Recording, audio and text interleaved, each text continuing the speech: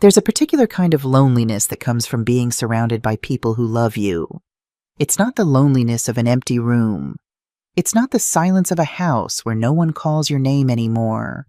It's the loneliness of standing in your own kitchen, listening to your daughter laugh with her fiancé in the next room, and realizing they stopped including you in the joke 6 months ago. It's the loneliness of being called mom, but feeling like a guest in your own life. I know this loneliness now. I didn't always. There was a time when my kitchen was the center of everything, when the smell of Blue Mountain coffee on a Sunday morning meant family, meant connection, meant home. There was a time when my daughter and I would sit at that same kitchen table every Friday evening, reviewing the week, planning the future, being present with each other. But somewhere along the way, I lost her. Or maybe she lost me. Or maybe we lost each other in the space between ambition and attention, between building an empire and building a relationship. I didn't know it then, but that afternoon at Whitmore's boutique, 2 days before my daughter's wedding, would be the last time I recognized myself. Let me tell you how it started. Not with the betrayal, but with the coffee. Sunday mornings, 1995 to 2009, my husband William made the best coffee in Connecticut. That's not sentiment talking, that's fact. He'd drive all the way to a little shop in Harlem every month to get Blue Mountain beans, the kind his grandmother used to make when he was growing up in Brooklyn. He'd grind them fresh every Sunday morning while I was still in bed, and the smell would pull me downstairs like a gentle hand. By the time I reached the kitchen, he'd have everything ready. 2 cups on the yellow tablecloth I'd bought at a flea market in 1987, the business section folded beside his plate, the arts section beside mine. Miles Davis would be playing softly from the record player. Kind of Blue. Always Kind of Blue on Sunday mornings. The light came through the kitchen window in a particular way on those mornings. Golden, soft, the kind of light that makes you believe everything is going to be okay. And for 14 years of Sunday mornings, everything was. Jasmine would stumble down around 9, still in her pajamas, homework spread across the other end of that same table. She'd steal sips of William's coffee when he wasn't looking, make a face at the bitterness, then steal another sip 5 minutes later. "Baby girl," William would say without looking up from his paper, "if you want coffee, I'll make you some." "I don't want coffee, Daddy. I'm just making sure yours is good enough." He'd smile. I'd smile. We were whole. We were whole. And I didn't even know how precious that was. William planted an oak tree in our backyard the year we bought the house. 1995. The company had just turned its first real profit, and he said we needed to mark the moment, make it permanent. He chose oak because his grandmother told him, "Strong roots mean strong growth." He'd tend that tree every Saturday afternoon, Jasmine helping him, both of them covered in soil, laughing about something I could never quite hear from the kitchen window. He grew tomatoes from seeds his grandmother had saved, passed down through 3 generations, the smell of fresh soil after rain, the weight of ripe tomatoes in your hands, the way Jasmine would run inside, holding one up like a trophy. "Mama, look, we did it!" Those are the things I remember now. Those small, perfect things. Sunday services at Bethel AME Church. William on the usher board, his deep voice greeting everyone. "Good morning, sister. Good morning, brother." Me leading the women's ministry, organizing potlucks and prayer circles. Jasmine in the youth choir, her voice clear and strong even at 10 years old. The congregation called him Brother Morrison. They called me Sister Catherine. We belonged to something bigger than ourselves. A community that had carried us through hard times, celebrated our victories, held us when we grieved. Sister Johnson's peach cobbler at every potluck, the way the church basement smelled like fried chicken and collard greens on the first Sunday of every month. The sound of hands clapping during praise and worship, voices rising together, 100 people becoming one voice, one spirit, one family. This was our world. This was our foundation. Strong roots, and I thought it would last forever. Building Morrison and Associates, 1987 to 2009. Let me tell you what it's like to be a black woman trying to get a business loan in 1987.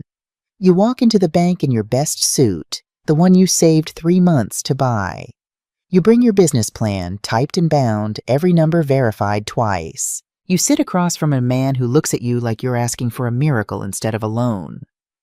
"Mrs. Morrison," he says, your business plan unopened on his desk. "Have you considered starting smaller, perhaps a catering business? I understand you people are very good at that." You people. William squeezed my hand under the table. I smiled. We left. We went to 12 banks. 12 no thank yous delivered with varying degrees of politeness. The last one didn't even pretend. "We don't finance high-risk ventures." High risk. 2 college-educated professionals with a solid business plan. High risk. We finance the company ourselves. Savings. Second mortgages. And when that wasn't enough, we went to the church. Brother Hayes, who worked at the post office. Sister Washington, who cleaned offices at night. Brother Thomas, who drove a bus.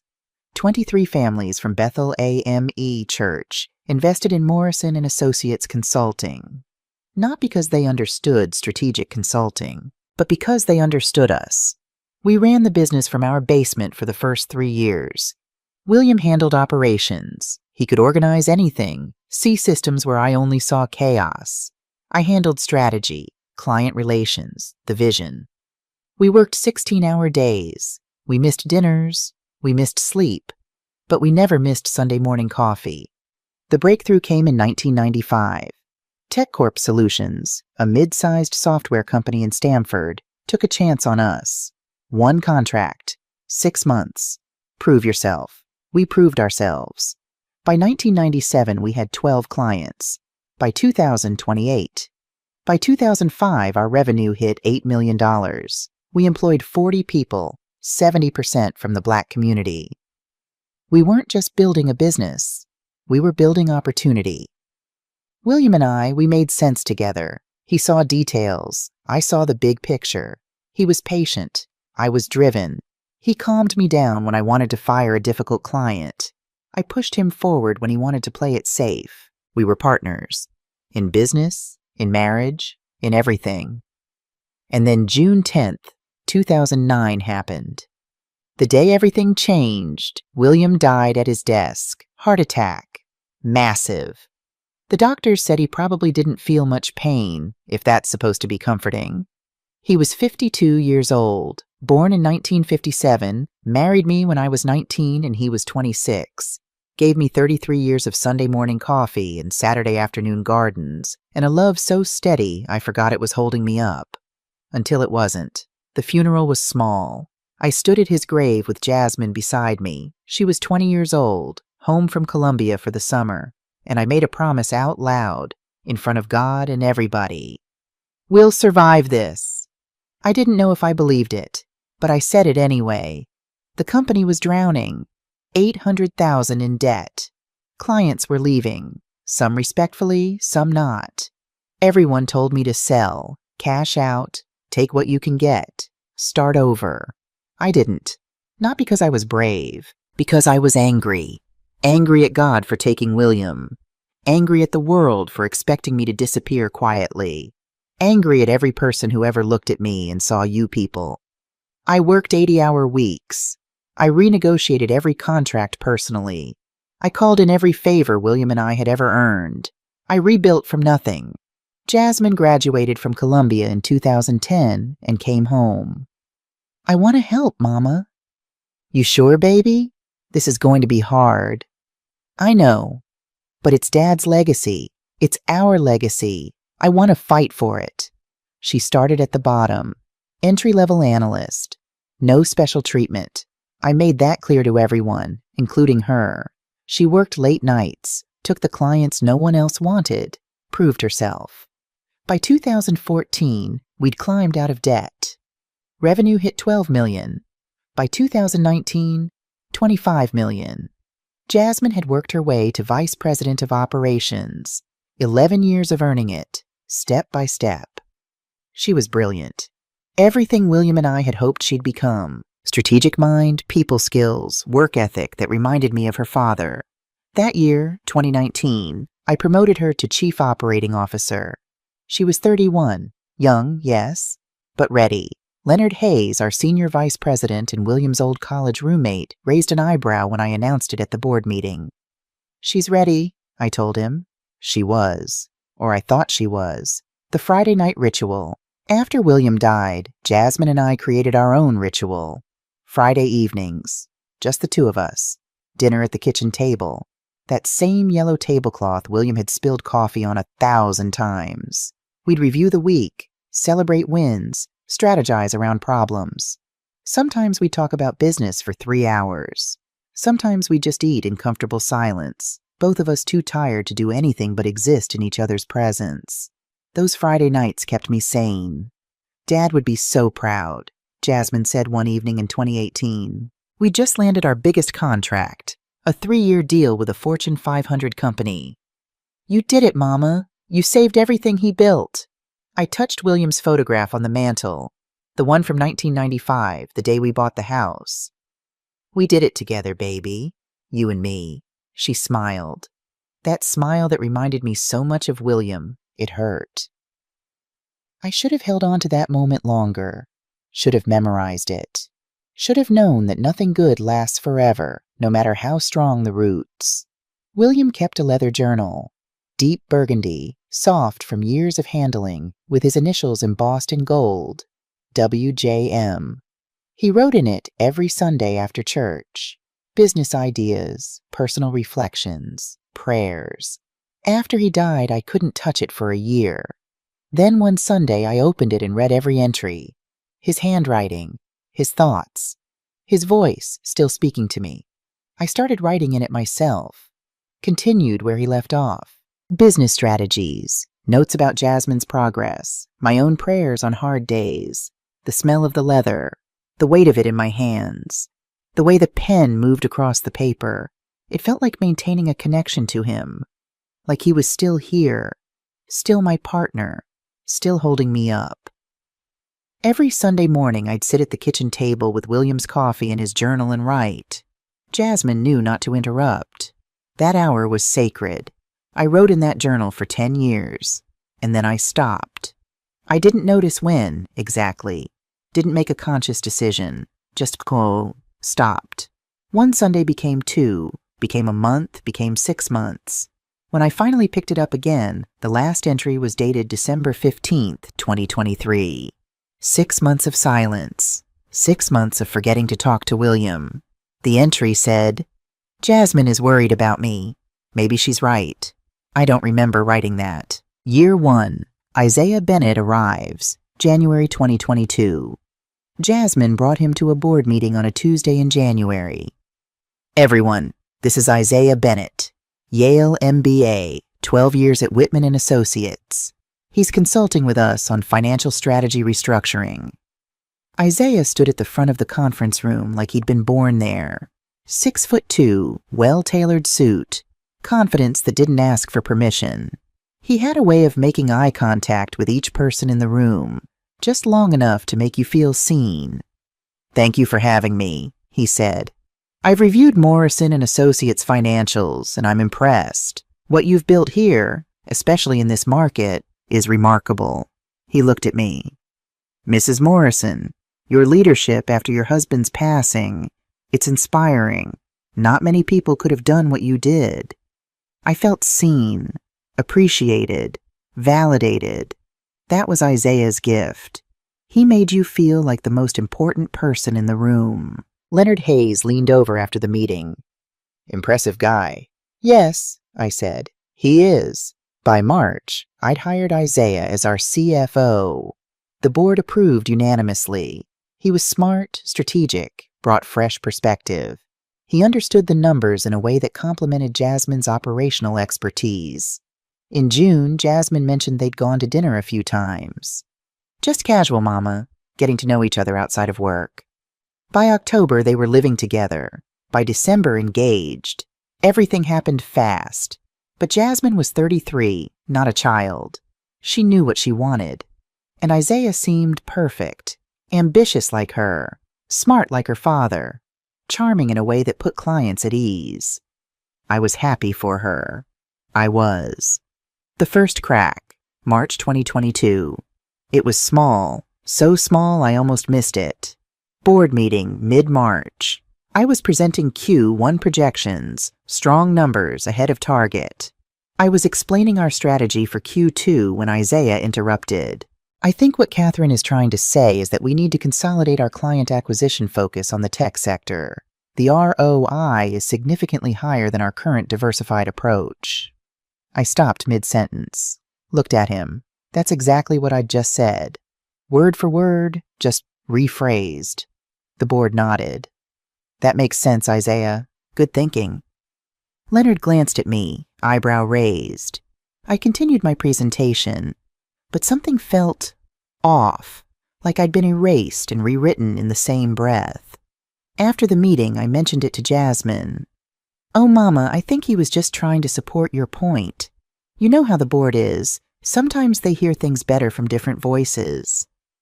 Different voices. I knew what that meant. Male voices. I'd spent 35 years in business fighting that battle. I didn't want to fight it in my own boardroom, not with my daughter's fiancé. So I let it go. The courtship and the wedding plans. Summer to fall 2022. Isaiah was good to Jasmine. I saw that. He brought her flowers. Remembered the little things. How she took her coffee, her favorite restaurant, the way she liked to decompress after a hard day. He was good to me, too. Mother's Day flowers. Thoughtful questions about William, about the early days of the company. He seemed genuinely interested in our history, our legacy. You and Mr. Morrison built something extraordinary, he said one evening over dinner. I want to honor that. Protect it. Protect it. That word would come back to haunt me. The engagement happened in December at the church Christmas party. Isaiah got down on one knee right there in the fellowship hall, in front of the whole congregation. Jasmine cried. I cried. Sister Johnson brought out her peach cobbler to celebrate. They set the wedding date, June 15th, 2024. A year and a half to plan. Jasmine wanted to get married under William's oak tree, the one he'd planted 29 years ago. The one that had grown strong and tall, just like he said it would. Strong roots, she said, touching the bark. Just like you and Daddy taught me. I should have been happy. I was happy. But there was this small voice in the back of my mind, getting quieter every day, whispering, something isn't right. I ignored it. Year 2, the subtle erosion begins, 2023, January 2023, the memory incident board meeting. First week of January, I was presenting Q4 results, best year in company history, $30 million in revenue, 22% growth. I was explaining our client retention strategy when Jasmine interrupted.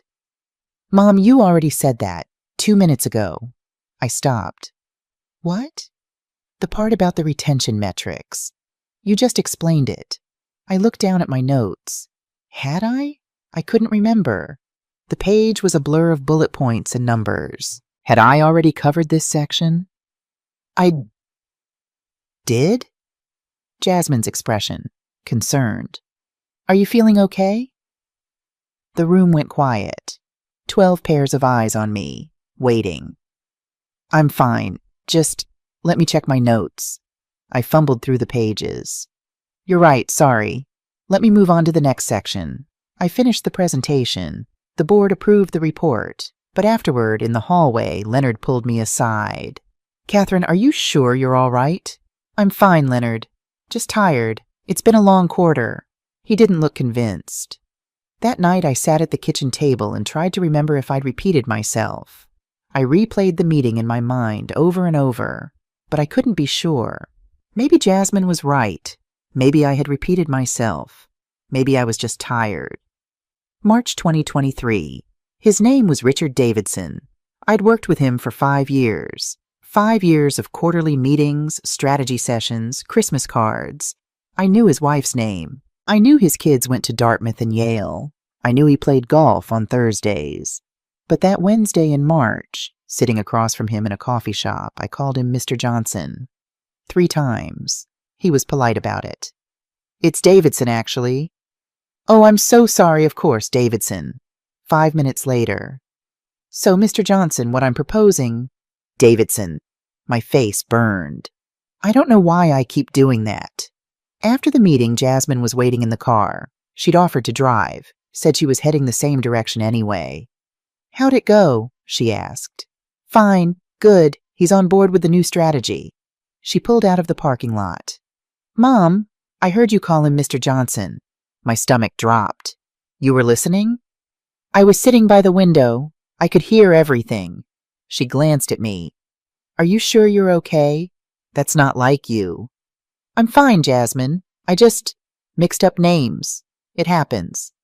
It's been happening a lot lately. What's that supposed to mean? Nothing. I'm just worried. She reached over, squeezed my hand. Maybe you should see Dr. Patterson, just to check in, make sure everything's okay. Dr. Terrence Patterson, our family neurologist. He'd treated William for migraines, me for stress headaches, Jasmine for a concussion she got playing basketball in high school. I don't need a doctor, baby. I just need a good night's sleep. Promise me you'll think about it? I'll think about it. But the seed was planted. The doubt. The question, what if something is wrong? April 2023. I arrived 15 minutes late to a client meeting. 15 minutes. Me. The woman who'd been early to every meeting for 35 years. My assistant had written it in my calendar. 9 a.m. But when I showed up at 9, they'd already started. The meeting had been at 8:45. I'm so sorry, I said, rushing in. My calendar said 9. Jasmine covered for me. Mom's been handling back-to-back meetings all week. Let's catch her up on what she missed. Afterward, Isaiah pulled me aside. Catherine, this isn't like you. His voice was gentle, kind. Have you thought about what Jasmine suggested? Seeing Dr. Patterson. It was just a calendar mix-up. Was it? He paused. The repeating yourself at the board meeting. Forgetting Mr. Davidson's name. Now this. Catherine, I care about you. We all do. And we're worried. I looked at him. This man who was going to marry my daughter. This man who seemed so genuinely concerned. I'll make an appointment, I heard myself say. Good. That's good. He smiled. We just want to make sure you're okay. You've been under so much stress since William died. It's understandable if it's catching up to you. Catching up to me. Like I was a car breaking down. Like I was machinery wearing out. I made the appointment with Dr. Patterson the next day, June 2023. Jasmine and Isaiah asked me to dinner on a Friday night. Not our usual Friday ritual. This was different. More formal. They picked the restaurant. A quiet place, private booth in the back. Mama, we need to talk, Jasmine said after we ordered. My chest tightened. About what? She exchanged a look with Isaiah. He nodded, encouraging. We're worried about you. Isaiah and I, Leonard, some of the board members, we've all noticed changes. Changes? The memory issues, the confusion. Mama, you're working too hard. You've been working too hard for 15 years, ever since Daddy died. Isaiah leaned forward. Catherine, you've done an incredible job. You saved this company. You grew it beyond anything anyone thought possible. But maybe, he paused. Maybe it's time to think about stepping back, letting the next generation take the lead. Stepping back, the next generation, meaning Jasmine, meaning Isaiah. I'm 61 years old, I said slowly. Not 90. We know, Mama, but you've earned the right to rest, to enjoy your life. You don't have to carry this burden anymore. Burden, William's legacy, our life's work, a burden. I don't want to step back, I said. I'm not ready. Jasmine's eyes filled with tears. But what if you keep working until you can't anymore, until something happens? What if you make a decision that hurts the company because you're not? Because I'm what? She couldn't say it, but Isaiah could. Because you're experiencing cognitive decline, he said gently.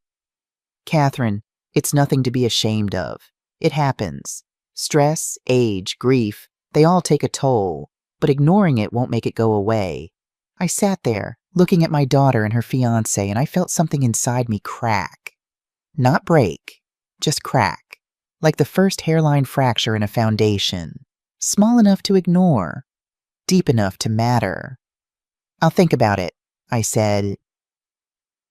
But what I meant was, I'll start questioning everything I know about myself.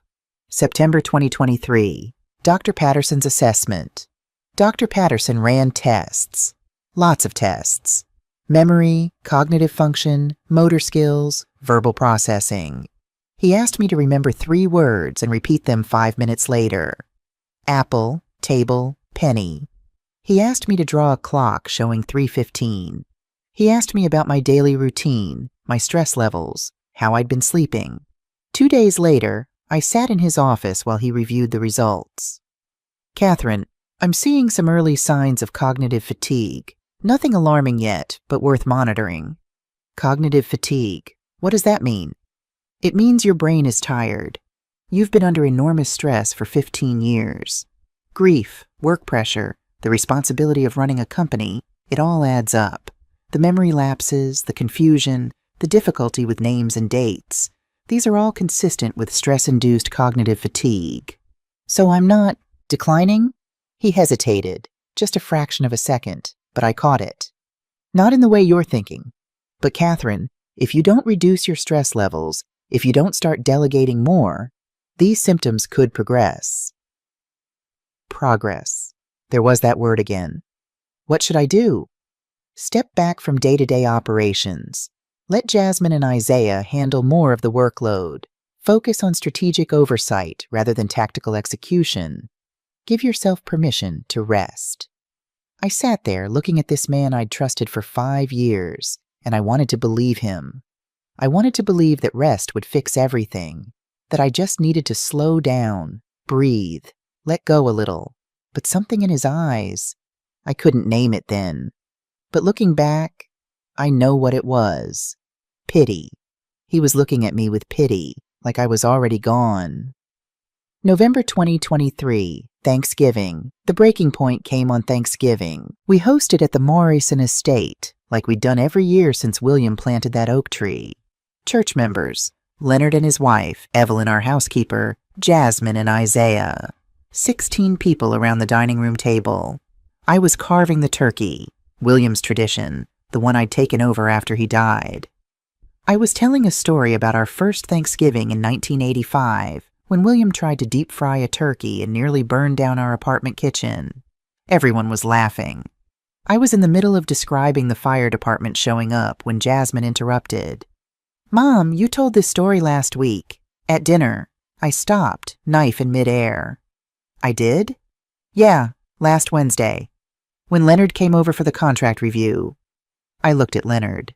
He nodded, uncomfortable. I didn't remember last Wednesday's dinner. I didn't remember telling this story. I didn't remember Leonard being there. How could I forget an entire dinner? I'm sorry, I said. I didn't realize. Isaiah reached over, touched my hand. It's okay, Mom Catherine. It's a great story. Worth telling twice. Mom Catherine. He'd never called me that before. Always Catherine or Mrs. Morrison. The familiarity felt wrong, presumptuous. But everyone else was nodding, smiling, moving on. I set down the carving knife. I need a moment. I walked to the bathroom, closed the door, stood in front of the mirror, looked at my face. 61 years old. Gray hair I'd stopped dyeing 2 years ago. Lines around my eyes from 35 years of hard work. Capable hands that had built a company from nothing. But the woman looking back at me, I didn't recognize her. She looked tired, confused, lost. She looked like someone who was forgetting her own life. I whispered to my reflection, "What's happening to me?" No answer, just my own face, staring back, equally confused. When I returned to the table, conversation had moved on. No one mentioned the repeated story, but I felt their eyes on me, concerned, watchful, waiting for the next mistake. That night, after everyone left, I sat in William's study and tried to remember last Wednesday. I pulled up my calendar. There it was. Dinner with Leonard, contract review. I checked my email. 3 messages from Leonard that day discussing the contracts we'd apparently reviewed. I had no memory of any of it. None. I picked up William's red notebook, opened it to the last entry. December 15th, 2023. 3 weeks ago, I wrote, "Jasmine is worried about me. Maybe she's right." Then I closed the notebook and didn't open it again for 6 months. Year 3. The Invisible Cage, January 2024. January brought snow and silence.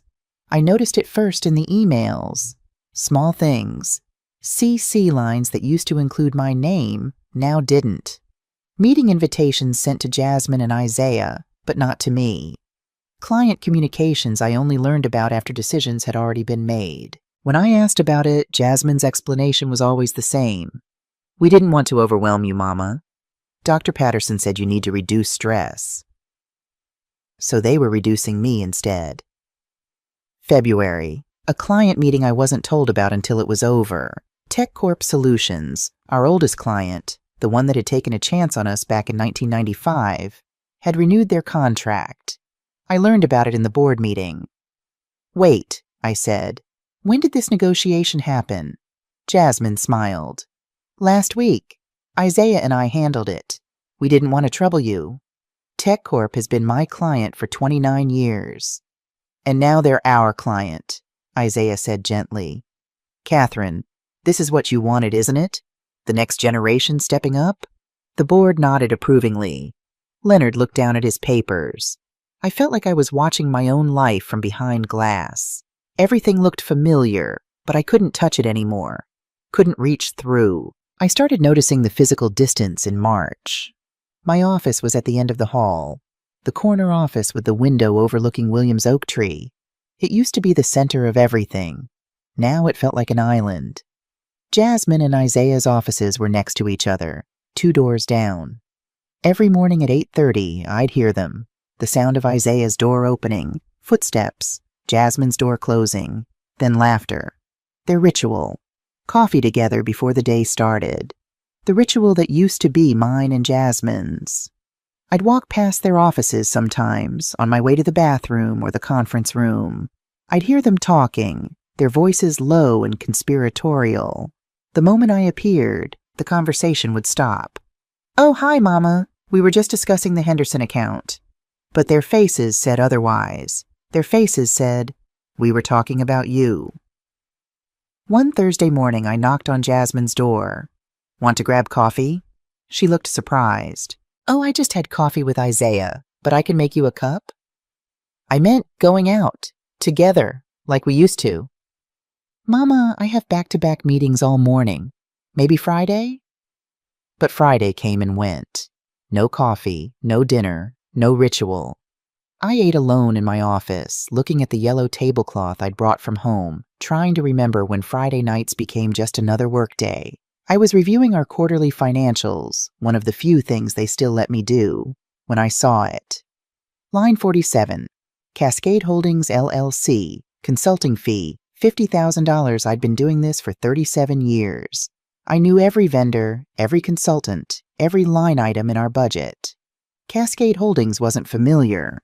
I asked Leonard first. He was in charge of vendor management. "Cascade Holdings?" He frowned, scrolling through his records. "I don't have any contracts with that name." "It's right here. $50,000, paid March 1st. "Let me look into it." But I didn't wait. I went straight to Jasmine. She was in her office, door open. Isaiah was there too, both of them looking at something on her computer. They minimized the screen when I walked in. "Quick question," I said. "What's Cascade Holdings?" Jasmine's face. Casual, unconcerned. "Oh, that's the estate planning entity Isaiah set up for tax purposes." "Estate planning? What estate planning?" She blinked. "The 30% transfer we discussed last month. Remember? You said it sounded like a good idea." No, I didn't remember. I didn't remember any conversation about transferring 30% of anything to anyone. But I nodded. Because admitting I didn't remember felt like admitting I was losing my mind. "Right, the 30%. I just wanted to confirm the amount." $50,000 is just the initial setup cost, Isaiah explained. Legal fees, incorporation documents, that kind of thing. The actual transfer happens later. Later. When? Okay, thanks for clarifying. I walked back to my office, closed the door, and immediately opened my email. Searched. Cascade Holdings. 1 result. March 5th, 2024. Subject. Estate planning. Symbolic ownership transfer. I clicked it open. From Isaiah Bennett to Catherine Morrison. CC Jasmine Morrison. Catherine. As discussed, I have started the paperwork for the symbolic 30% ownership transfer to Jasmine. This is purely for estate planning purposes, tax benefits, future succession planning, etc. Cascade Holdings. LLC will serve as the holding entity to simplify the transfer process. Let me know if you have any questions. Happy to walk through the details whenever you're ready. Best, Isaiah. My response, dated March 5th, 2:17 p.m. Sounds good. Let's discuss Friday. I had written that. My email, my words, but I had absolutely no memory of it. I sat there, staring at the screen, and felt the world tilt. Was I really forgetting entire conversations, entire decisions, or was something else happening? I printed the email, folded it, put it in my purse. That night I searched my home office for anything else related to Cascade Holdings. Nothing. Just that one email.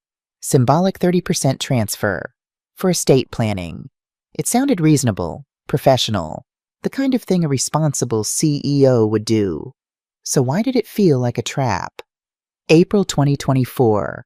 I realized in April that I'd stopped going to church. Sister Washington called me.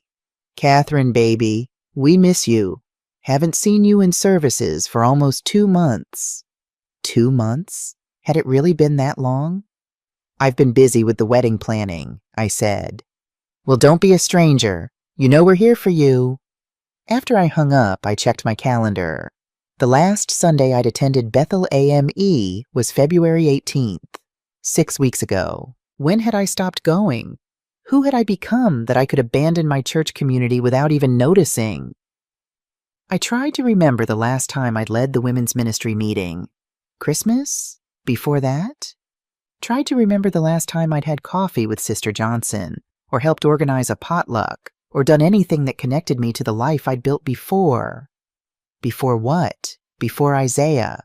Before the engagement. Before I started doubting every thought in my own head. One Sunday morning in late April, I woke up early. The house was quiet. Jasmine and Isaiah were at their own apartment now. They'd moved in together fully after the engagement, planning to move into the estate after the wedding. I went downstairs to the kitchen, opened the cabinet where I kept William's Blue Mountain coffee beans.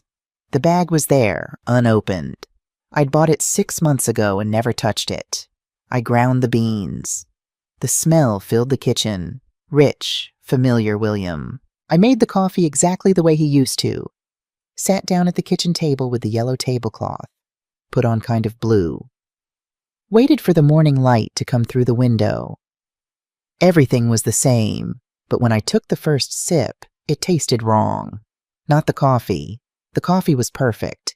But my mouth, my tongue, my sense of taste, something was off, like I was drinking it through a filter, like there was a barrier between me and the simple pleasure of morning coffee. I tried again. Still wrong. I poured the rest down the sink and stood there, watching it spiral away, and thought, I've lost even this. May 2024, Dr. Patterson's escalation second assessment. More comprehensive this time. Dr. Patterson had me come in for a full day of testing. Cognitive function, memory, motor skills, problem solving. Hours of questions and tasks and puzzles. 2 days later, I sat in his office while he delivered the results. Catherine, I'm concerned. He set down his pen, folded his hands. I'm seeing progression. That word, progression. What kind of progression? He turned his monitor toward me, showed me graphs, charts, numbers that were supposed to represent my brain. Your cognitive function scores have declined since September. Not dramatically, but consistently. The memory issues are more frequent. The confusion is more pronounced. He paused. Have you noticed it yourself? Yes, sometimes. Have you been following my recommendations, reducing stress, delegating more? I've tried. He looked at me with that expression again. Pity. Catherine, I think it's time we had a serious conversation about the future. about what happens if these symptoms continue to progress. What do you mean? I mean you should consider updating your power of attorney, making sure there are clear provisions in place for someone to make decisions on your behalf if you're unable to do so. Unable to do so. He was talking about me like I was already incompetent. You should also think about succession planning for the company. You've built something extraordinary, but you need to ensure it's protected, even if you can't be at the helm anymore. Even if. When. He was preparing me for the inevitable, for the day I'd be declared unfit. Who should I designate? My voice sounded small. That's up to you. But typically, family members are the logical choice. Jasmine, perhaps. She knows the business. She loves you. She'd make decisions with your best interests at heart. I nodded slowly. Jasmine, who'd already started making decisions without me, who'd already signed documents for Cascade Holdings, who'd already taken over my Friday night ritual with her fiancé. Jasmine would make decisions with my best interests at heart, right? I'll think about it, I said. Dr. Patterson smiled, kind, gentle. I know this is difficult, but planning now will give you peace of mind later. Peace of mind. I drove home in a daze, his words circling in my head. Progression, unable to make decisions, succession planning. I was 62 years old, and everyone, my daughter, my doctor, my future son-in-law, was already planning for my incompetence. The board meeting that changed everything. I'd prepared for 2 weeks, Q2 strategy presentation, detailed analysis of market opportunities, competitive positioning, resource allocation. I knew this material inside and out. I stood at the front of the conference room, clicked through my slides, explained our path forward. Halfway through, Isaiah interrupted. Actually, Catherine, I think we should reconsider this approach. I stopped. What? The strategy you're proposing, it's solid, but I think there's a better way. He stood up, walked to the front. May I? What was I supposed to say? No? I stepped aside. Isaiah took over my presentation, used my slides, explained my strategy, but phrased it differently, used different language, made it sound like his idea. If we consolidate our client acquisition focus on the tech sector rather than diversifying, we'll see significantly higher ROI. The data Catherine gathered supports this approach, but I think we need to be more aggressive in our execution. The board loved it. Excellent thinking, Isaiah. This is exactly the kind of forward momentum we need. Catherine, your research here is solid. Isaiah's execution plan takes it to the next level. I stood against the wall, watching a man present my work as his own, and the board praised him for it. After the meeting, Leonard pulled me aside. That was your strategy. He just repackaged it. Does it matter? I was so tired. The outcome is the same. It matters because they're crediting him. Catherine, don't you see what's happening? What's happening, Leonard? He looked at me for a long moment. They're erasing you. June 10th, 2024, I had an appointment at Whitmore's boutique to pick up my Mother of the Bride dress. Champagne gold. Perfect fit. The wedding was in 5 days. Rebecca Whitmore, the owner, had been in business for 40 years. She'd fitted my wedding dress in 1983. She'd done Jasmine's gown 3 months ago. When I arrived, she looked nervous. Catherine, can we talk? She glanced toward the windows. Privately? Is something wrong with the dress? No, the dress is perfect, but I need to tell you something. She locked the front door, flipped the sign to closed, led me past the fitting rooms to a door I'd never noticed before, a VIP room. She pulled me inside and locked the door behind us. Rebecca, what? Shh. She turned off the light. We stood in darkness, just a sliver of light beneath the door. Listen, she whispered. I held my breath. Voices, muffled but close, coming from the other side of the wall. The storage room. They were in the storage room. Isaiah's voice. The power of attorney amendment is on page 7. She'll sign it Saturday night after the first dance. She won't even read it. My heart stopped. Jasmine's voice, hesitant, uncertain. Are you sure this is the only way? Isaiah. She trusts you. That's what makes it perfect. Perfect. The word echoed in the dark. A third voice, clinical, measured. Dr. Patterson. I've documented 5 incidents of cognitive decline over the past 3 months. Once the power of attorney activates, we can initiate the transfer within 72 hours. Transfer? What transfer? Jasmine. And the trust? Isaiah. The Thomas Morrison Memorial Trust. $15 million. The moment she's declared incompetent, you become sole trustee. Combined with the company transfer to Cascade Holdings, $47 million total. $47 million, not 30%. Everything. Dr. Patterson. Assisted living placement within 3 to 6 months. Evergreen Manor is very discreet. Assisted living. They were going to put me away. My daughter, my doctor, the man Jasmine was going to marry in 5 days. They were going to take everything. Rebecca's hand found mine in the dark. She squeezed hard. I bit down on the inside of my cheek until I tasted blood, focused on the pain, anything to keep from screaming. The voices continued. Something about timing, signatures, bank accounts, words that sounded like my death sentence, delivered in calm, professional tones. Then, chairs scraping, footsteps, a door closing, silence. Rebecca turned on the light. Her eyes were wet. I'm so sorry, she whispered. They were here last Thursday, too. Same conversation. I didn't know if I should tell you, but I couldn't. I couldn't let you walk into this blind. I couldn't speak, couldn't breathe, couldn't process what I just heard. My daughter, my Jasmine. The baby I'd held 35 years ago. The girl who'd stood beside me at William's grave and promised we'd survive together. The woman I'd mentored, promoted, loved with everything in me. She was going to betray me. No. Wait. Was she being manipulated, or was she the architect? She trusts you.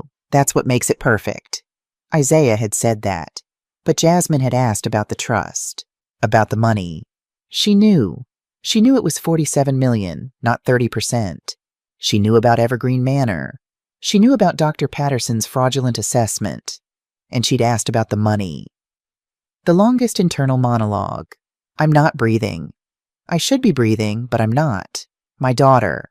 The baby who cried on her first day of school, and I cried in the car. The teenager who announced she'd be president someday. The young woman who came home from Columbia and said, I want to help, Mama. I want to fight for Dad's legacy. She's going to take everything. Everything William and I built. Everything I've sacrificed 15 years to protect. $47 million. My company, my freedom, my life. And she's going to lock me away in Evergreen Manor. 3 to 6 months, Dr. Patterson said, as if I'm already gone, as if I'm already a problem to be managed, a burden to be removed. But the question that's breaking me right now is, does she think she's helping me? Does she really believe I'm losing my mind? That I'm declining? That this is mercy? Or does she want me gone? She trusts you. That's what makes it perfect. Isaiah knows I trust Jasmine. He's using that trust. But is he using her? Is my daughter a victim or a villain? I don't know. I don't know anything anymore. Except this. I am not losing my mind. The memory lapses, the confusion, the repeating myself. What if it wasn't real? What if they made me doubt myself? What if the calendar mistake wasn't a mistake? What if Dr. Patterson's assessments are lies? What if I've been gaslit for 18 months? Made to question my own reality. Made to feel incompetent. Made to think I need protection. So I'd sign the papers. So I'd go quietly. So I'd disappear. But I won't. I won't. Rebecca turned on the light. I was shaking. What are you going to do? She asked. I don't know yet. Catherine, where's my dress? She blinked. What? The champagne gold dress. I came to pick it up. She disappeared into the back, returned with a garment bag. I took it, looped it over my arm. "Thank you," I said. My voice was steady, calm, like I just heard the weather report instead of my own execution order. "Catherine, you can't just—" "Thank you for telling me, for letting me hear. I won't forget this." I walked out into the June sunlight. The street was busy. Tourists, couples, a woman walking a golden retriever. Everyone looked normal, happy. I crossed to my car, opened the back door, laid the garment bag carefully across the seat. Then I climbed into the driver's seat, closed the door. The dress hung in the back like a ghost. The dress I was supposed to wear when I gave my daughter away, when I smiled and toasted to love and trust and new beginnings. The dress I'd wear when they handed me papers to sign, papers that would make me disappear. I drove home slowly. The Morrison estate appeared at the end of the tree-lined drive, pale yellow Victorian, wrap-around porch. And there, in the backyard, visible from the driveway, William's oak tree. The tree he'd planted 29 years ago, the day we bought this house, the day the company first turned a profit. "Strong roots," he'd said. "Strong roots mean strong growth." The tree was still standing, tall, solid, alive. But I felt like my roots had been cut. No, not cut. Slowly poisoned. 18 months of doubt, of questioning myself, of believing I was broken. 18 months of them taking pieces of me, so gradually I didn't notice until there was almost nothing left. I sat in the car, looking at that tree, and I made a decision. Not revenge, understanding. Before I could fight, I needed to know, was Jasmine a victim or a villain? Was she being manipulated by Isaiah, or was she the one orchestrating this? Did she really believe I was losing my mind, or did she just want control? I needed answers, and I had 5 days to find them. I walked into the house. Evelyn Brooks, our housekeeper, was in the kitchen preparing dinner. "Miss Catherine, you're home. Did you get the dress?" I held up the garment bag, smiled. "Perfect fit." "Beautiful, just beautiful. Jasmine's going to cry when she sees you in it."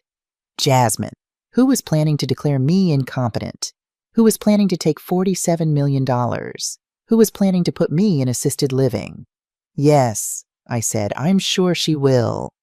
I went upstairs to William's study, closed the door, sat down at his desk, pulled out the red leather notebook, the one I hadn't touched since November. The last entry stared up at me. "Jasmine is worried about me. Maybe she's right." I picked up the pen, wrote, "June 10th, 2024. I heard them. I know." Then I sat there in the silence and let the truth wash over me. $47 million. Cascade Holdings. Dr. Patterson's fabricated assessments. Isaiah's gambling debt. I didn't know about that yet, but I would. The power of attorney with page 7. The assisted living facility. All of it planned. All of it calculated. All of it happening in 5 days. Unless I stopped it. Late that night, I stood in my bathroom, looked at myself in the mirror. 62 years old, gray hair, tired eyes, lines on my face from 37 years of building something from nothing. I whispered, "Am I losing my mind?" My reflection stared back. Silent. I asked again, louder, "Am I losing my mind?" No, I wasn't. The memory lapses? Manufactured. The confusion? Gaslighting. The assessments? Fraudulent. I wasn't broken. I was being broken. There's a difference. I touched the mirror, my fingertips against my reflection's fingertips. "They want you to disappear," I said. "They want you to doubt yourself so much that you'll sign away everything without a fight. They want you to go quietly. But you won't." My reflection agreed.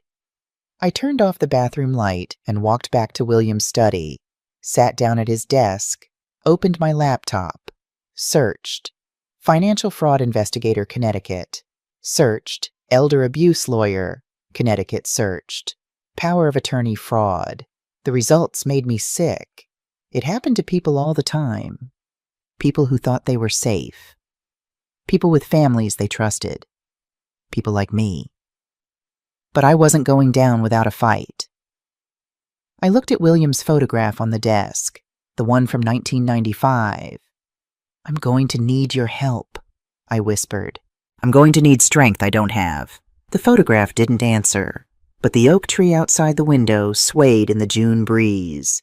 Strong roots, strong growth. I had 5 days to save everything.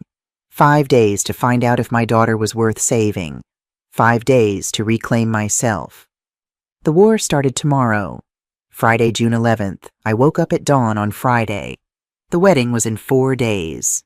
I didn't go to the office. For the first time in 15 years since William died, I called in sick. Jasmine texted at 8:15. "Mom, are you okay?" I stared at my phone. My daughter, who was planning to declare me incompetent tomorrow, who thought I was too confused to notice. I typed back, "Just tired. Need to rest before the wedding." 3 dots appeared. Then, "Good. You need your strength. Love you. Love you." What a strange phrase for someone planning to take everything. I sat at the kitchen table, that yellow tablecloth still there after all these years, and made a list, not of what I needed to do, of what I needed to know. Questions. 1. Is Jasmine being manipulated or is she complicit? 2. What is Isaiah really after? 3. Are Dr. Patterson's assessments fabricated? 4. What exactly does page 7 say? 5. Can I stop this without destroying my daughter? That last question was the one that kept me awake all night. Diane Porter had been my corporate attorney for 8 years. Smart, methodical, discreet. If anyone could help me understand my legal position, it was her. I called her office at 9. "Catherine, what's wrong?" She could hear it in my voice. "I need to ask you something. Hypothetically." I don't like hypotheticals. If someone wanted to challenge my competency, what would they need? Silence on the other end. Then, "Catherine, what's going on? Just answer the question, please." They'd need a licensed physician's assessment documenting cognitive impairment, multiple incidents over time, and a legal petition for guardianship or conservatorship. How long would I have to respond? 72 hours after filing. But Catherine, what if I'd already signed a power of attorney? Then you'd have almost no recourse. The person you designated would have immediate authority to make financial and medical decisions on your behalf. You could challenge it in court, but it's an uphill battle. She paused. "Why are you asking me this?" "I need you to review a document. Can I send it to you?" "Of course. But Catherine, please tell me what's happening." I took a breath. "My daughter is getting married on Saturday, and I think her fiancé is planning to use a power of attorney to take control of my company and my assets, with help from my doctor." "Jesus Christ. Send me everything. Now." Leonard answered on the first ring. "Catherine, I've been trying to reach you all morning. I need you to do something for me, Leonard, and I need you to keep it quiet. Anything. Review all financial transactions from the past 6 months. Anything unusual. Especially anything related to Cascade Holdings or Isaiah Bennett." "I've already started." "Catherine, I found something." My heart stopped. "What?" "Cascade Holdings received $500,000 from Stratton Advisory in April. Payment memo. Morrison client list plus Q1 financials." The room tilted. Stratton Advisory, our biggest competitor. Isaiah sold our proprietary information. "There's more," Leonard continued. "I found wire transfers from Isaiah's personal account. $300,000 to an offshore account in the Cayman Islands, March 15th. "What's it for?" "I don't know. But Catherine, this isn't estate planning. This is theft." I closed my eyes. "Can you trace the offshore account?" "I'll try, but we might need someone with more specialized skills." "I'll handle it. Leonard, don't tell anyone about this, especially not Jasmine." "You think she knows?" That was the question, wasn't it? "I don't know," I said. "But I'm going to find out." Diane called me back at 2 p.m. "I hired someone, Robert James, former FBI, specializes in financial fraud and elder abuse cases. He's good and he's fast. Can you meet him tonight?" "Where?" "The diner on Route 1, 7 o'clock. He'll find you." The diner was nearly empty when I arrived. A man sat in the corner booth, early 60s, silver hair, eyes that had seen everything and believed nothing. He stood when I approached. "Mrs. Morrison, Robert James." His handshake was firm, respectful. We sat. He pulled out a notebook. Not a phone, not a recorder. Just paper and pen. "Tell me everything," he said. So I did. The boutique, the overheard conversation, Cascade Holdings, Dr. Patterson's assessments, the power of attorney, $47 million. He didn't interrupt, just wrote in clean, efficient lines. When I finished, he looked up. "Can I have 16 hours?" "For what?" "To find out who Isaiah Bennett really is." I didn't sleep that night either. I lay in bed, staring at the ceiling, thinking about Jasmine as a baby. The way she'd grab my finger with her tiny hand. The way she'd cry when I left the room, even just to get a glass of water. The way she'd looked at me at William's funeral. Lost. Scared. Needing me to be strong enough for both of us. When had that changed? When did she start seeing me as weak instead of strong? As a burden instead of a partner? Or had Isaiah made her see me that way? At 3 a.m., I got up and went to the kitchen, made William's coffee. The smell filled the house. I sat at the table and wrapped my hands around the cup, letting the warmth seep into my palms. Took a sip. It tasted right. For the first time in months, it tasted exactly right. And I knew in that moment that my mind was fine. My memory was fine. I wasn't broken. I'd been systematically dismantled. But I could be rebuilt. Robert James called at 6 a.m. "I found 3 things," he said, "each one worse than the last." We met at my house at 8. Leonard and Diane were already there. Evelyn brought coffee, then quietly closed the door. Robert spread 3 folders on William's desk. Folder 1, Isaiah Bennett photographs. Isaiah shaking hands with a bald man in an expensive suit. Manhattan street corner. Different locations, different dates. "This is Dmitry Vulov," Robert said. "Enforcer for Viktor Krasov. Russian organized crime, operates out of New York and New Jersey." "What does Isaiah owe him?" $2.5 million. Gambling debt. Illegal poker games, sports betting. He's been in deep since 2020. The deadline to pay is June 30th, 2 weeks from now. I stared at the photographs. My future son-in-law. The man Jasmine was going to marry in 3 days. "If he doesn't pay by the 30th, Robert said quietly, "Krasov's people will kill him." So that's what this was about. Survival. Isaiah wasn't just stealing from me. He was running for his life. Folder 2, the corporate sabotage bank statements, emails, transaction records. "Isaiah didn't just sell your client list," Robert said. "He's been systematically sabotaging Morrison and Associates for 18 months. He laid out the evidence. TechCorp Solutions. Isaiah leaked confidential strategy to their competitor. You lost a $2 million annual contract. Midwest Manufacturing. Isaiah deliberately missed deadlines. $1.5 million in lost revenue. Harbor Investments. Isaiah gave them bad advice that cost them $5 million. They sued you. You settled for $1.2 million. Total damage, $7.7 million in lost revenue and reputation. Leonard's face was dark. "I knew something was wrong. I just couldn't prove it."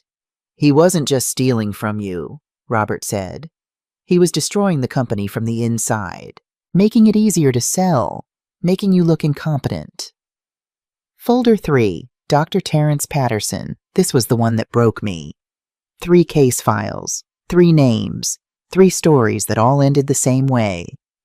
"Dr. Patterson has done this before," Robert said. 3 times. Margaret Hastings, 2018, 78 years old, $10 million estate. Dr. Patterson fabricated a dementia diagnosis. Her nephew got power of attorney, transferred everything. She was placed in assisted living, died a year later. Dr. Patterson received $40,000. Howard Bennett, 2020, 82 years old, $8 million estate. Dr. Patterson fabricated cognitive decline. Daughter took control. Sold his business for $3 million, worth $8. Bennett died in 2021. Dr. Patterson got $50,000. Patricia Donovan, 2022, 74 years old. $15 million estate. Dr. Patterson tried the same thing, but Patricia's granddaughter was a lawyer. She fought back, exposed the fraud. Case was settled, records sealed. Dr. Patterson still walked away with $75,000. 2 medical board complaints, Robert said, both dismissed, lack of evidence. I looked at the files. 2 people dead, 1 survivor.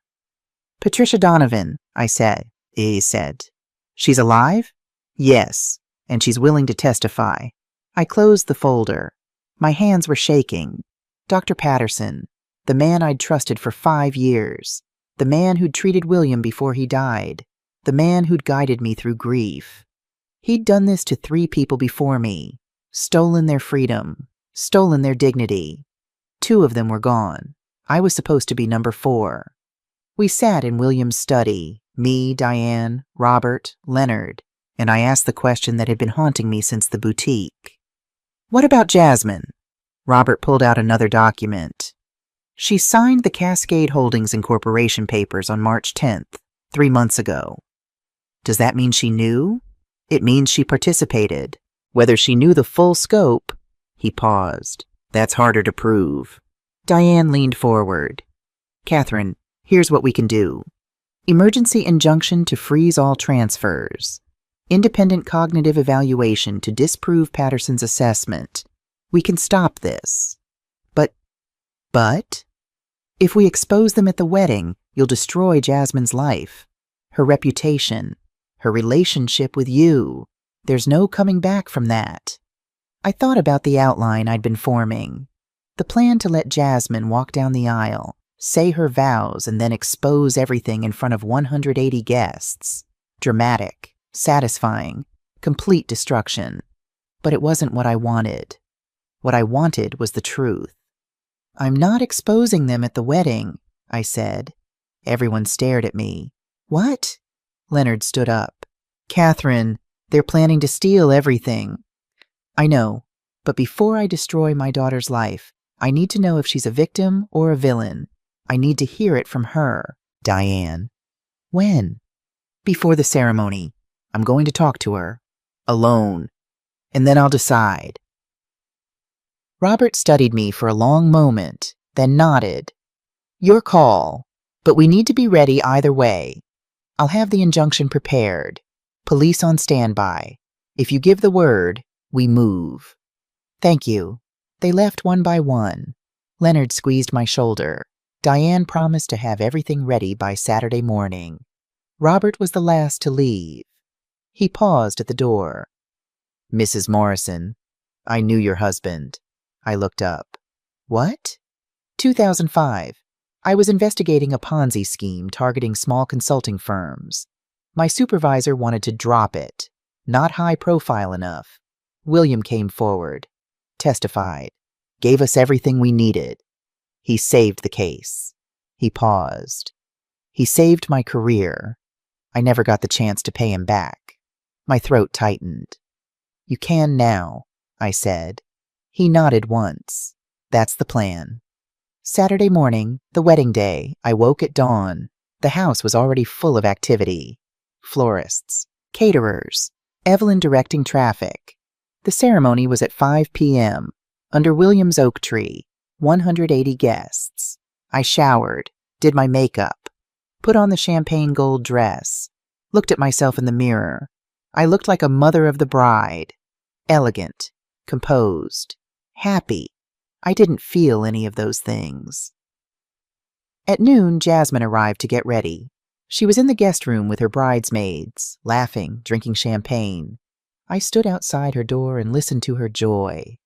My daughter, about to marry a man who was using her, about to destroy everything we'd built together.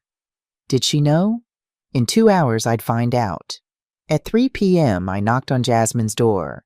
She opened it, still in her robe, hair half done. Mama, you look beautiful. Can we talk? Alone?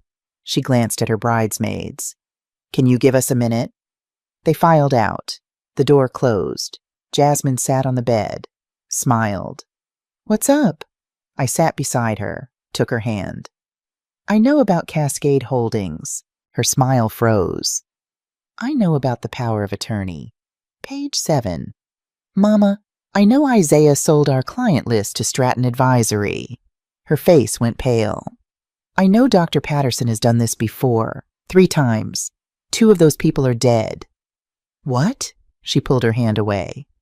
"What are you talking about?"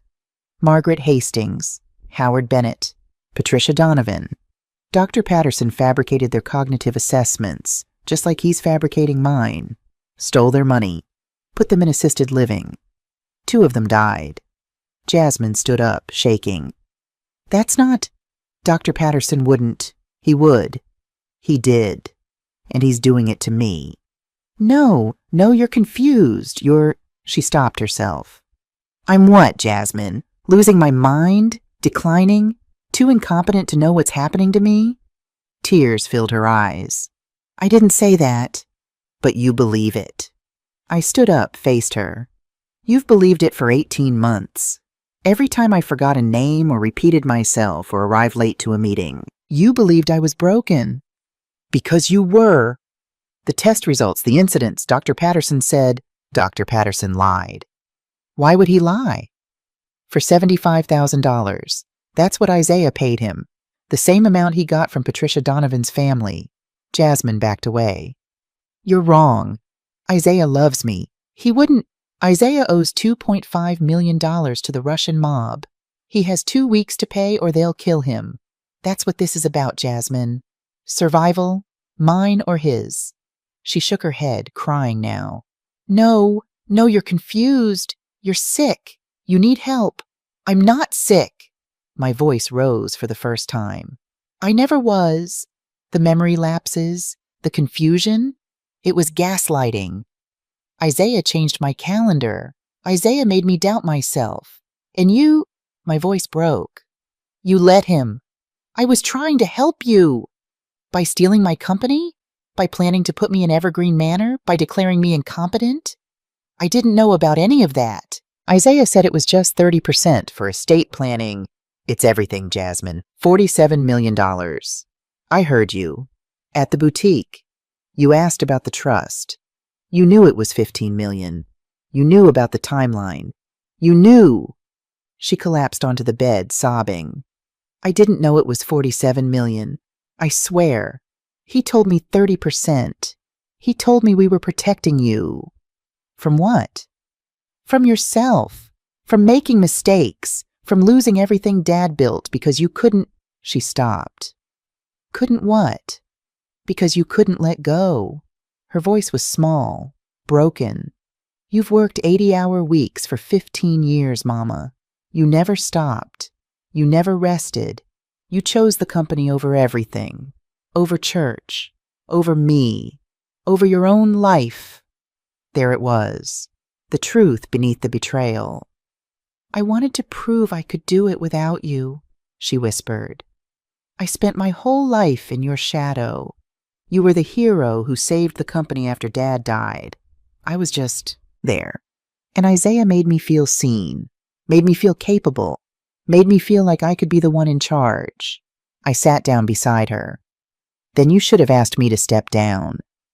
"Would you have?" I thought about that. "Would I?" "I don't know," I said honestly. "But you should have asked. Instead, you let Isaiah convince you I was broken. You let him make me doubt my own mind. Do you know what that feels like?" She was crying so hard she could barely speak. "I'm sorry. I'm so sorry, Mama." "Did you know about Dr. Patterson's history? About Isaiah's debt? About selling the client list?" "No, I swear I didn't know any of that." "But you knew you were taking control away from me." She nodded, sobbing. "You knew about the power of attorney. You signed the Cascade Holdings documents. Isaiah showed me Dr. Patterson's test results. He showed me the incidents. He said you were declining, and if we didn't act, you'd lose everything. He said this was the only way to protect you, and you believed him instead of talking to me. I was scared you'd say no, so you decided for me. I stood up. That's not protection, Jasmine. That's betrayal. She looked up at me, mascara running down her face. What do you want me to do? I want you to decide, right now. Are you a victim or a participant? I don't understand. Isaiah is a con artist. Dr. Patterson is a fraud. In 6 hours, the police are going to arrest both of them. The evidence is overwhelming. This is happening whether you want it to or not. Oh my God. The question is, what are you going to do? Are you going to marry a man who's using you? Who's going to steal everything and leave you with nothing when the mob catches up to him? Or are you going to choose the truth? I love him. He doesn't love you. He loves your mother's $47 million. She put her face in her hands. I walked to the door, turned back. The ceremony is in 2 hours. You have until then to decide who you want to be. The woman who stood beside me at your father's grave and promised we'd survive together. Or the woman who locked her mother away to prove she could run a company. Mama, please. I love you, Jasmine. I always have. But love isn't enough anymore. I left. The ceremony at 5 p.m. The guests gathered. 180 people. White chairs arranged in rows. The string quartet playing softly. And in the center of it all, William's oak tree. 29 years old. Strong, tall, alive. I sat in the front row. Leonard beside me. Diane on my other side. Robert positioned near the back. Plainclothes officers scattered among the guests. The music changed. Everyone stood. Jasmine appeared at the end of the aisle.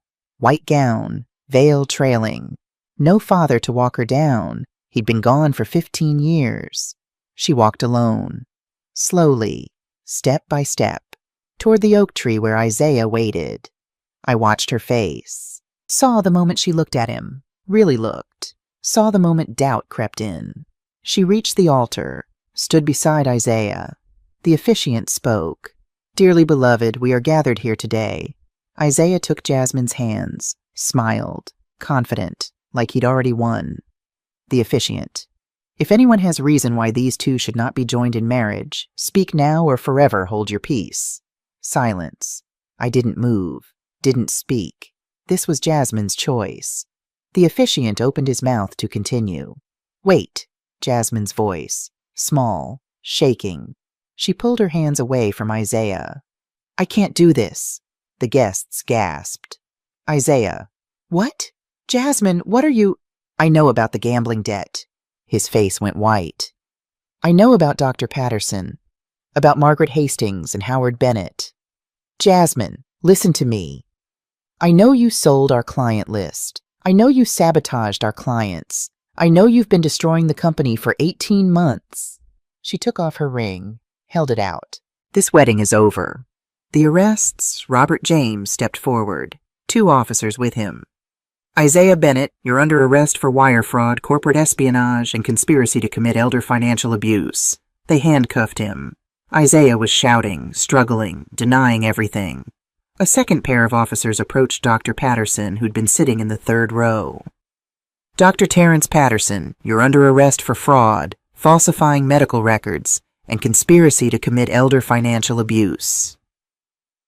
Dr. Patterson said nothing, just stood, let them cuff him, and walked away with his head down. The guests erupted. Gasps, whispers, chaos. Jasmine stood alone in her white dress, crying. I walked to her. She looked up. Mama? I'm here, baby. She collapsed into my arms. We stood there under William's oak tree, mother and daughter, broken but not destroyed. The oak tree swayed in the June breeze. Strong roots. We'd survive this, too. 6 months later, December morning, the first snow of the season. I woke at dawn, went downstairs to the kitchen, made William's coffee. Blue Mountain blend, ground fresh. The smell filled the house. Put on kind of blue. Sat at the table with the yellow tablecloth. The morning light came through the window. Golden. Soft. Perfect. I took a sip. It tasted right. Isaiah was sentenced to 12 years in federal prison. 7 convictions. The FBI seized his assets, $120,000 total, and applied it to his Krasov debt. He still owed $2.38 million. Dmitry Vulov testified for immunity. Dr. Patterson's medical license was permanently revoked. He was sentenced to 10 years. Civil lawsuits from 3 families: Margaret Hastings's estate, Howard Bennett's daughter, Patricia Donovan. Total, $12 million in damages. He filed for bankruptcy. Jasmine resigned from Morrison and Associates on June 20th. She moved to Boston, started therapy twice a week, got a job at a mid-sized firm, starting over as a senior analyst. She called every Sunday. We talked for an hour. It wasn't the same. It might never be the same. But it was honest. I promoted Leonard to chairman of the board, hired Jennifer Park as the new COO, 42 years old, former VP at Deloitte, no connection to Jasmine or Isaiah. Revenue projection for 2025, $28 million, recovering. Jasmine wasn't cut out completely. She was listed as a conditional beneficiary in my updated will. She'd have access at 45, 10 years from now. Time to prove herself. A letter arrived last week. 5 pages. Jasmine's handwriting. Mom, I don't expect forgiveness. I don't deserve it. But I want you to know, I see you now. I see what you sacrificed. I see what you built. I see what I almost destroyed. I spent my whole life wanting to be seen by you, but I never took the time to see you. Not as Catherine Morrison, CEO, but as my mother, as a woman who lost her husband and worked herself to exhaustion to save his legacy, as someone who needed rest and love and presence. Not just productivity. Isaiah exploited that. He saw the crack between us and pried it open. But the crack was already there, and I helped make it. I'm sorry it took losing everything to realize how much you mattered. I'm in therapy, learning to separate my worth from my achievements, learning to see myself outside of your shadow, not by diminishing you, but by finding my own light. I'm not asking to come back to the company. I'm not asking for full forgiveness. I'm just asking for coffee. 1 hour. If you're ready. I love you. I always have. Jasmine, I wrote back. 2 pages. Jasmine, you were never in my shadow. You were my light. I'm sorry I made you feel invisible. I chose work over presence. I chose building an empire over building our relationship. I pushed you away without realizing it. You made terrible choices. So did I. I forgive you. I don't know if we can go back to what we were, but maybe we can move forward to something new. Coffee sounds good. Love, Mama. This morning after my coffee, I walked out to William's oak tree. The branches were bare, winter stripped, but the trunk was solid, the roots invisible but deep. I touched the bark, whispered, I kept my promise. I protected everything. Pause. But I almost lost her. The wind rustled through the bare branches. I stood there for a long time, just being present, not planning, not strategizing, not building anything, just being. Back inside, I sat at William's desk, opened the red leather notebook, the last entry I'd written, June 10th, 2024. I heard them. I know. I picked up the pen, wrote December 20th, 2024. I don't know when exactly I came back to myself, but one morning I woke up and the coffee tasted right again. And I knew. I closed the notebook, set down the pen. Outside, snow was falling. The oak tree stood in the yard, strong and silent. Everything was the same. Everything was different. I was home. They say grief changes you. But betrayal? Betrayal unmakes you. It takes every memory you have and asks, was that real or was I blind? Every Friday dinner with my daughter, every laugh, every hug, every moment I thought we were building something together. Was she already planning it? Or did I push her toward it? I'll never know for sure. What I do know is this. I spent 15 years building a legacy, but I forgot to build a relationship. I worked 80-hour weeks to save my husband's company. but I lost his daughter in the process. Jasmine didn't betray me because she was evil. She betrayed me because she felt invisible, and I made her that way. This morning I sat at my kitchen table. Yellow tablecloth. Miles Davis playing. Williams Blue Mountain coffee filling the air with memories. I took a sip. It tasted right, not because the coffee changed, but because I came back to myself. I found my way home. And home isn't a company or a bank account or a legacy on paper. Home is this, the taste of coffee on a Sunday morning, the sound of jazz through old speakers, the weight of a red leather notebook in your hands. Home is knowing who you are, even when the world tries to convince you you're disappearing. Home is the quiet dignity of choosing truth over revenge. Home is forgiving your daughter even when it hurts. Home is being present. The coffee tastes right again. The oak tree still stands. The roots are still strong. And that's how I know I'm home.